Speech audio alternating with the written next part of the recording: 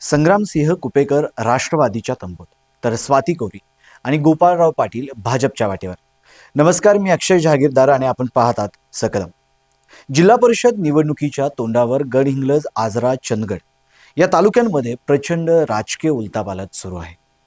नेत्यांची राजकीय सोयीसाठी पक्षप्रवेशाची रणधुमाळी सुरू झाली आहे. गडहिंग्लज तालुक्यातील शरद पवार राष्ट्रवादीच्या नेत्या डॉक्टर नंदाताई कुपेकर बाभुळकर आणि भाजपचे प्रांतिक कार्यकारिणी सदस्य संग्रामसिंह कुपेकर यांनी आपल्या पदाचा राजीनामा देत एका तपानंतर पुन्हा राष्ट्रवादी काँग्रेसमध्ये प्रवेश केला आहे. दोघे बहीण भाऊ एकत्रित आल्याने गडहिंग्लजमध्ये आता राष्ट्रवादीची ताकद वाढलेली आहे. आमचं ठरलंय असं म्हणत डॉक्टर नंदाताई बाभुळकर आणि संग्रामसिंह कुपेकर यांनी एकत्रित येत असल्याची घोषणा केली आहे. त्यामुळे आता गडहिंग्लज आणि चंदगड तालुक्यामध्ये राजकीय समीकरणं देखील बदललेली आहेत. गेली अनेक वर्षापासून डॉक्टर नंदाताई कुपेकर आणि संग्रामसिंह कुपेकर यांच्यात राजकीय मतभेद निर्माण झाले होते. त्यामुळे विधानसभा निवडणुकापासून ते स्थानिक स्वराज्य संस्थांच्या निवडणुकीत त्याचा परिणाम दिसून आला. मात्र हे बहीण भाऊ एकत्रित आल्याने राष्ट्रवादी काँग्रेस मजबूत बनली आहे. दिवंगत नेते बाबासाहेब कुपेकर यांच्या राजकीय वारसदार म्हणून डॉक्टर नंदाताई कुपेकर या राजकारणात सक्रिय आहेत. राजकीय वारस वरून कुपेकर कुटुंबियात मतभेद निर्माण झाले होते. दरम्यानच्या काळात 2024ची विधानसभा निवडणूक डॉक्टर नंदाताई बाभुळकर यांनी शरद पवार राष्ट्रवादी माध्यमातून लढवली, तर संग्रामसिंह कुपेकर यांनी भाजपातून शिवसेना मार्ग आपली राजकीय वाटचाल चालू ठेवली. कुपेकर कुटुंबियातच 2 गट पडल्याने त्याचा फटका कुपेकर कुटुंबातील सर्वांनाच बसला.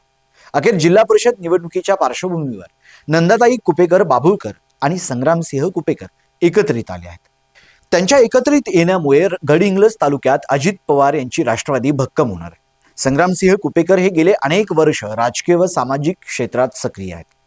राष्ट्रवादी युवक काँग्रेसचे पदाधिकारी म्हणून त्यांनी काम केले होते. राष्ट्रवादीचे नेते व माजी विधानसभा अध्यक्ष स्वर्गीय बाबासाहेब कुपेकर यांचे ते पुतणे आहेत.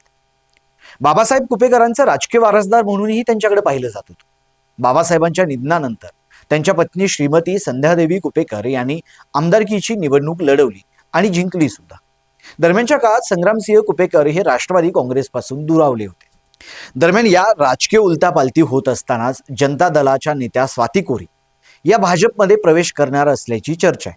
माजी आमदार श्रीपतराव शिंदे यांच्या कार्याचा वारसा घेत शहरावर गेली अनेक वर्ष प्राबल्य सिद्ध केलेल्या जनता दलाच्या नेत्या स्वाती शिंदे कोरी यांना काँग्रेस, शिवसेना, भाजप, जनस्वराज्य या पक्षांकडून वारंवार पक्षप्रवेशांचे आमंत्रण दिले गेले. राज्यात जनता दलाची सत्ता नसल्याने अनेकदा कार्यकर्त्यांनी ही खंत व्यक्त करत आता बदलाची गरज असल्याची भूमिका घेतली आहे. त्यामुळे कार्यकर्त्यांशी बोलून याबाबत स्वाती कोरी निर्णय घेण्याच्या तयारीत आहेत. यामुळे जनता दलाच्या कार्यकर्त्यांना राजकीय सत्तेची ताकद मिळाल्यास जनता दलाला पुन्हा चांगले दिवस येऊ शकतात. मात्र एकंदरीतच जनता दलाचा विचार आणि भाजपचे राजकीय विचार यामध्ये अंतर असल्याने स्वाती कोरी यांच्या भाजप प्रवेशाकडे लक्ष लागून आहे.